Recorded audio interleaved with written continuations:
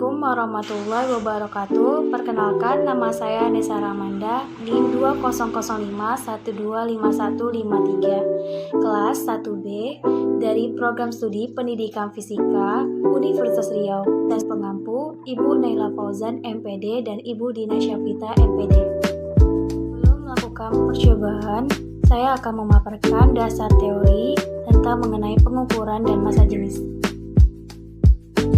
Pengukuran adalah suatu kegiatan yang dilakukan terhadap suatu objek tertentu dengan menggunakan alat ukur yang bersesuaian dengan objek yang diukur. Jadi, mengukur adalah membandingkan suatu objek yang akan diukur dengan suatu alat yang dianggap sebagai ukuran standar. 1. Alat ukur panjang. Untuk mengukur panjang sebuah benda dapat digunakan berbagai jenis alat, antara lain mistar, jangka sorong, dan mikrometer sekrup. 1. Mistar. Mistar yang skala terkecilnya 1 mm, mistar berskala mm dan cm. 2. Jangka sorong. Jangka sorong biasa digunakan untuk mengukur diameter dalam dari pipa, gelang, atau juga cincin. Ketelitian jangka sorong adalah setengah dari skala terkecilnya.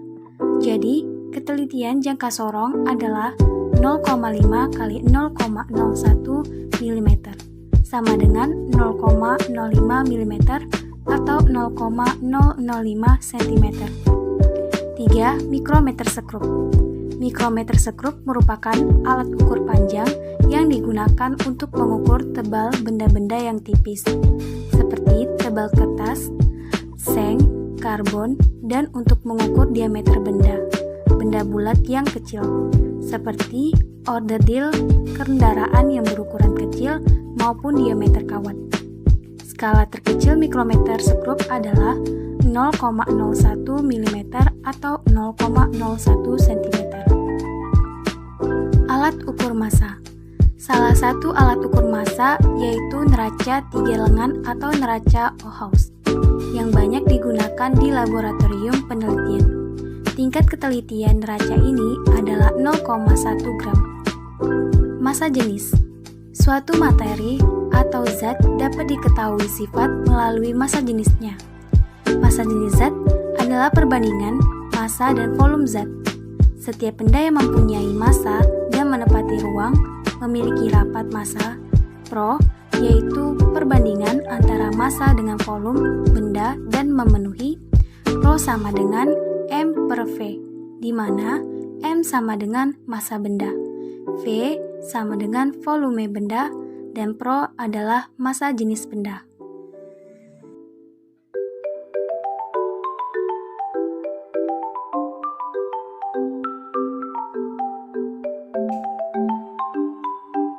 Sekarang saya akan melakukan percobaan tentang mengenai pengukuran dan massa jenis. Pertama, pengukuran dimensi batang. Langkah pertama, kita ukur panjang batang menggunakan mistar.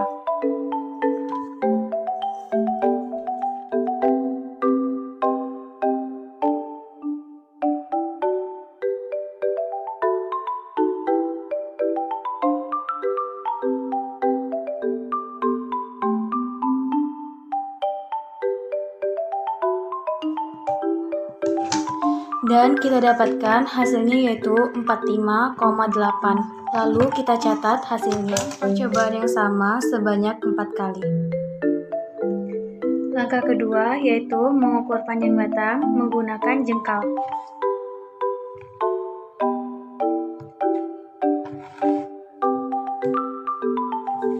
Dan kita anggap panjang batangnya adalah 2,5 jengkal. Lalu dicatat hasilnya.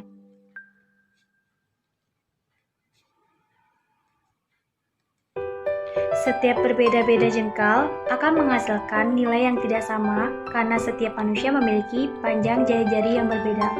Lakukan percobaan yang sama sebanyak 4 kali percobaan. Adalah pengukuran massa. Langkah pertama, mengukur massa batu menggunakan timbangan.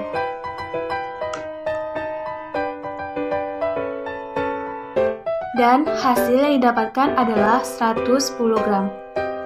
Lalu dicatat hasilnya.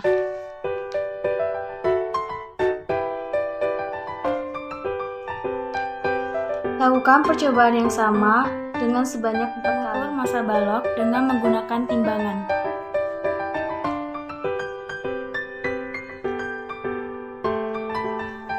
Dan dapat dihasilkan massa balok yaitu adalah 190 gram. Lalu dicatat hasilnya.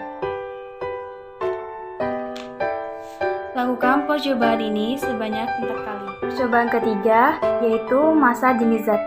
Yang pertama, pengukuran benda beraturan dengan balok. Langkah pertama, mengukur panjang lebar dan tinggi balok.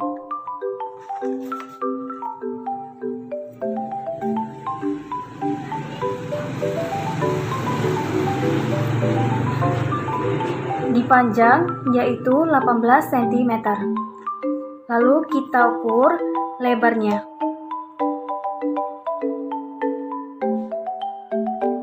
Hasilnya 5,5 cm. Lalu kita ukur tinggi balok.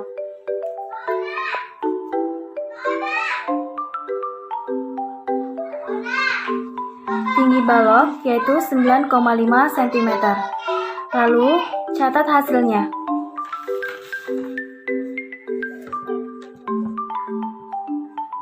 Yang kedua yaitu mengukur benda yang tidak beraturan. Langkah pertama, mengukur berat batu menggunakan timbangan.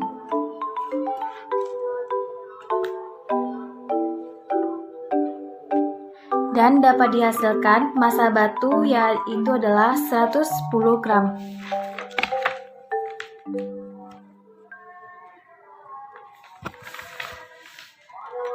Kemudian mengukur volume batu menggunakan gelas ukur.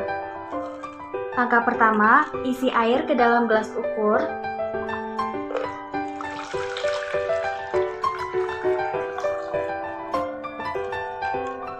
Lalu dicatat volume awalnya.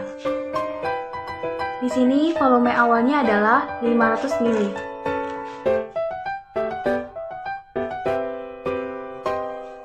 Kemudian masukkan batu ke dalam gelas ukur. Dan kita dapat volume akhirnya adalah 550 ml. Hasil volume benda didapat dari volume akhir dikurang volume awal. Jadi, volume akhir dikurang volume awal 550 ml dikurang 500 ml adalah 50 ml. Jadi, volume bendanya adalah 50 ml. Lakukan percobaan yang sama sebanyak 4 kali. Data hasil percobaan. Tabel A, pengukuran dimensi batang. Nilai skala terkecilnya adalah 0,1 cm atau 1 mm. Hasil pengukuran panjang batang menggunakan mistar dari percobaan 1 sampai percobaan 4 sama, yaitu 45,8 cm. Dan hasil pengukuran panjang batang menggunakan jengkal dari percobaan 1 sampai percobaan 4 sama, yaitu 2,5 jengkal. Tabel B, pengukuran massa.